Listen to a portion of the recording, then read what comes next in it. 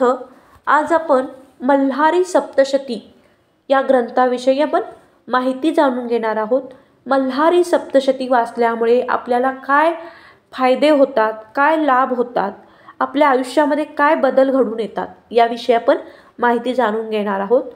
तर खंडोबाचे नवरात्र म्हणजेच षड्रात्र हे 2 डिसेंबर 2024 पासून 7 डिसेंबरपर्यंत 2024 या दिवशी चंपाषष्ठीने खंडोबाच्या नवरात्रीला सांगता होणार आहे।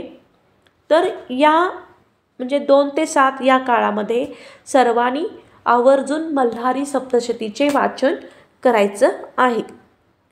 मल्हारी सप्तशतीचे वाचन केल्यामुळे काय होतात तर ज्या घरात मुलांचे वडिलांचे पटत नाही, वादविवाद होतात, त्या घरातील प्रामुख्याने म्हणजेच कर्त्या पुरुषाने श्री मल्हारी सप्तशतीचा पाठ दर रविवारी करावा। त्यामुळे मुलाचे आणि वडिलांचे संबंध सुधारतात।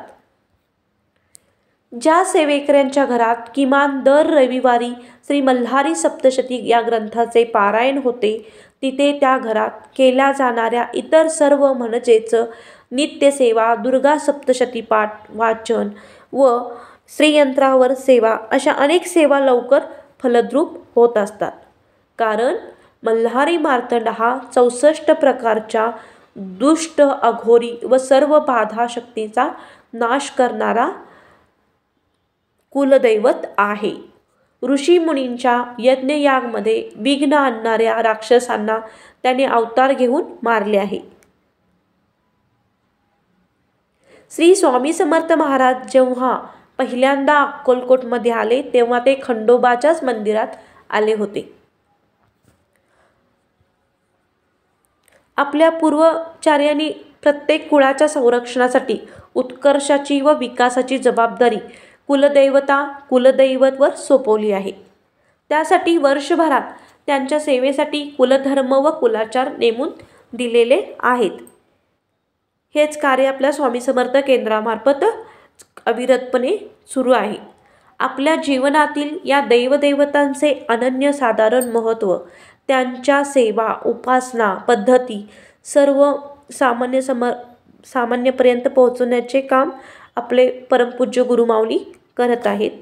तर महाराष्ट्रात सामान्य मराठी मंडळी एळकोट एळकोट जय मल्हार सदानंदांचा एकोट असा जय जयकार करतात। 6 कोटी भक्त असलेल्या देवा तुला नमस्कार असो एळकोट या कन्नड शब्दाचा अर्थ आहे मार्गशीर्ष मिती शुद्ध 1 पासून 6 पर्यंत षड रात्र म्हणजेच नवरात्र हा देव दीपावलीचा उत्सव असतो। या काळात खंडेराव महाराज विश्रांती घेत असतात। देवीसारखे घट बसवतात। देव्हाऱ्यातील त्यांच्या टाकास अभिषेक करून नागवेलीच्या पानावर बाजूला ठेवून नंदादीप अखंड तेवत ठेवतात। कुटुंब प्रमुख 5 दिवस उपवास करतात। मल्हारी सप्तशतीचे पारायण करतात। हे 6 दिवसाचे नवरात्र चंपाषष्ठीस कुलधर्म करून पूर्ण होते। दररोज त्यांना भरपूर भंडारा म्हणजे हळद आवडते म्हणून भंडारा वाहतात। हा कुलधर्म पौष, माघ, चैत्र व श्रावण महिन्यातील पौर्णिमेला सुद्धा करतात। बाजरीची भाकरी, नव्या वांग्याचे भरीत, पातीचा कांदा, नवा लसूण घालून मुख्य नैवेद्य बनवितात। याशिवाय पुरणपोळी सुद्धा करतात।